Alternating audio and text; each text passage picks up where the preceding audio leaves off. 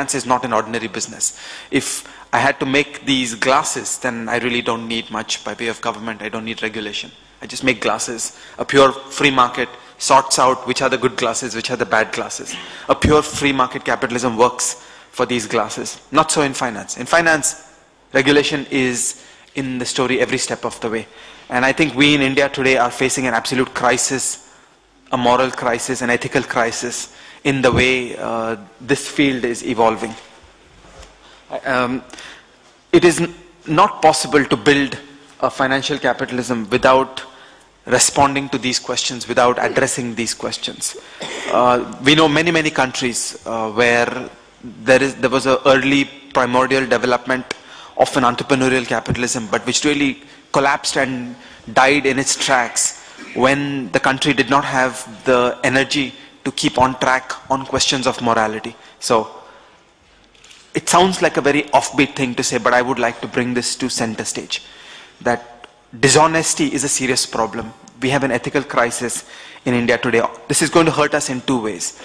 On one hand, in business after business, we are seeing the crooks rising to the top. And this is no way for us to function. We need for efficient, competent people to rise to the top. Instead, again and again in India, we're seeing the crooks rising to the top. The second is that the very moral legitimacy of capitalism in India is now being questioned. You cannot talk about economic reforms in India if it is about a bunch of crooks. And many people are good at media management. In the newspapers, apparently the stories are not being written about the shenanigans of many of these characters. But people know what is going on. In the cocktail parties, people know exactly what is going on. In the private conversations and dinners, people know exactly what is going on. And I think today it is becoming increasingly hard to support the position of economic reform and financial capitalism in India when we have such a crisis of ethics, such a crisis of the functioning of regulation, such a crisis of the courts. And I think this is something that all of us are going to need to grapple with. That it's too easy to free ride. It's too easy to say it's not my problem, let somebody else deal with it.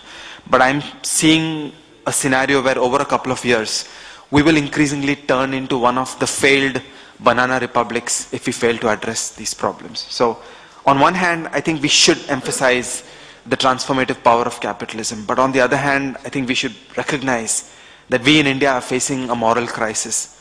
That dishonesty is a serious problem. The crooks who are rising to the top in business after business are a serious problem. So with this preamble, I'd like to get started on a discussion. Okay. Can I start by requesting Gagan Rai to give us a progress report on the new pension system? Just Scotch and Ajay for his initial remarks. I'll confine myself to what NSDL is doing, particularly what it is doing in new pension system. And I have some suggestions with which we can see the new pension system grow faster than it has been going so far. As you know, NSDL started operation in 1996 with dematerialization of securities. And in a short span of about 2-3 years, the entire market was converted, as we call today, into the demat mode. Now, riding on that system, we thought, why not we diversify into some other areas where we can make use of whatever qualities we have built in. We started with tax information network, where we are building a pan-wise ledger for each assessee in the country, which is called AS26. And that system has also been going on. The third project which we took up was Central Record Keeping Agency for